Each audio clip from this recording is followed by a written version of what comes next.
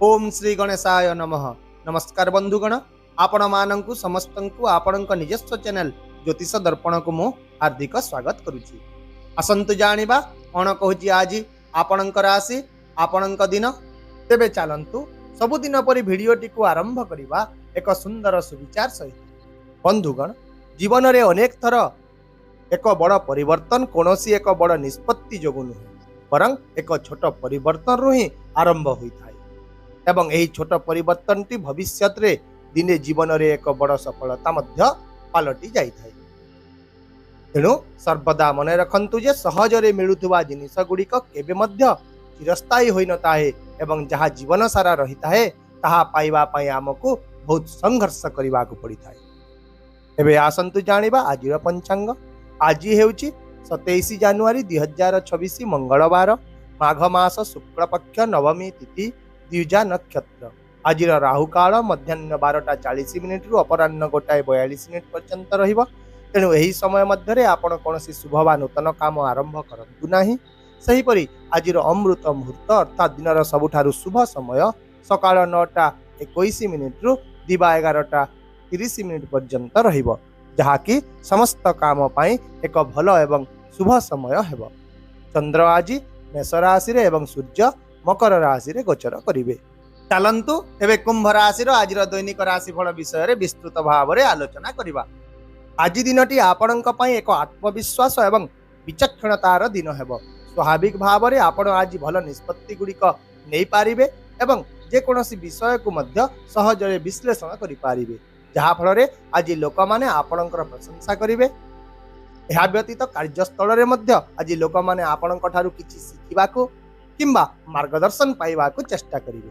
आउ मध्य आज आपण कोनोसी एक स्थान को यात्रा करिबा विषय रे सूचना पाई पारंती, जहा आपणको टिके भयभीत करिवो।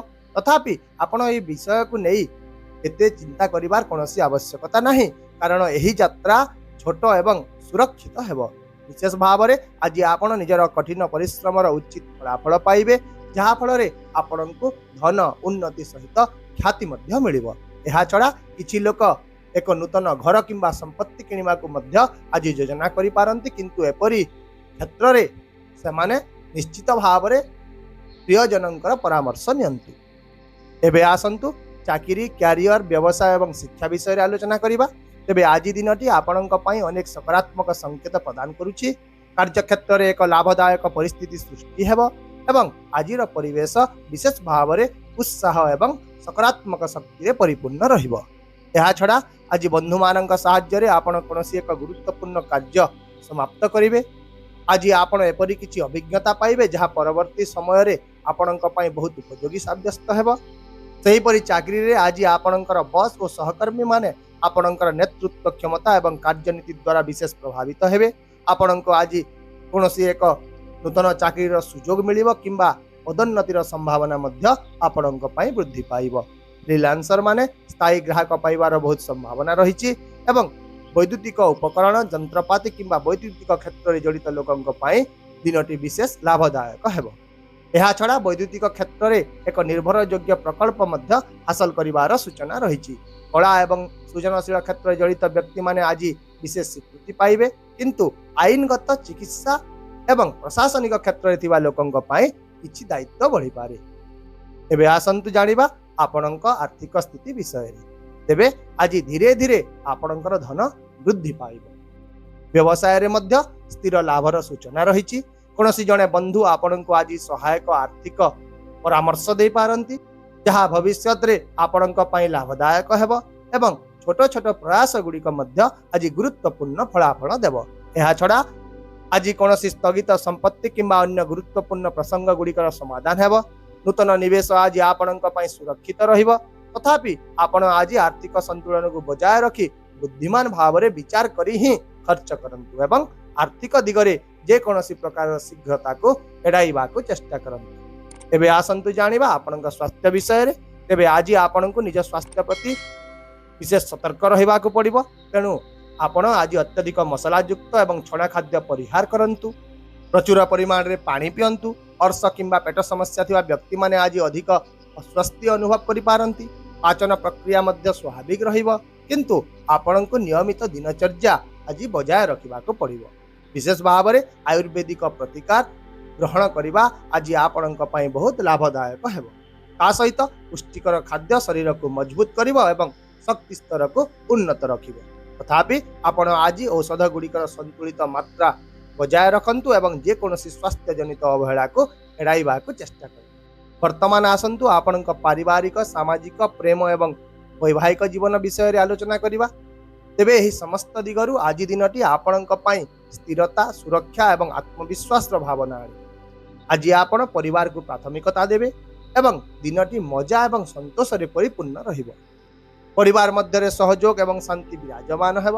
आपण निज बड़ भाई मानक ठारू समर्थन एवं मार्गदर्शन पाइबे। जदि कोनोसी पारिवारिक मामला दीर्घ दिन धरी पेंडिंग रही तेबे आज ताहार समाधान बार मध्य बहुत संभावना रही। बड़ मानकर आशीर्वाद एवं परामर्श आज आपण विशेष उपयोगी हेब। ता सहित आपणकर विश्वास को मध्य वृद्धि करिवो एवं पिला माने निजर दायित्व गुड़ी को आज भल भाव में पालन करिवो, जहा द्वारा घरर परिवेश विशेष भाव में खुशी रही। यह छड़ा आज कौन निकट संपर्क आगमन जो घरे एक खुशीर परिवेश मध्य सृष्टि हो पारे। सेहीपरि प्रेम जीवन में आपण आज निज साथी सहित एक सुखद समय बिताइबे। यह छड़ा विवाह योग्य लोके आज विवाह पाई कौन एक भल प्रस्ताव पाइबे किंबा सेमाने एक विश्वस्त साथी को मध्य भेटी पारंती। आउ मध्य जदि आपण विवाहित अटंती तेबे आज आपण वैवाहिक जीवन में सहयोग मजबूत हेब। जेकोसी एक छोट प्रयास संपर्क को गभीर करिब। आपणकर उदारता एवं सच्चोटता प्रकृति आज आपण जीवन साथी को आपण निकटतर करिब। दुहिंक भितरे भावप्रवण सचेतनता वृद्धि पाइब एवं आपण निजर जीवन साथी को आज बहुत भल भाव में बुझी पारे। तेबे आसंतु आज किसी सतर्कता विषय आलोचना करवा।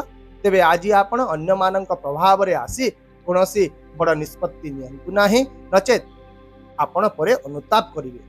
निजर भाई मानक सहित सौहार्दपूर्ण संपर्क बजाय रखंतु।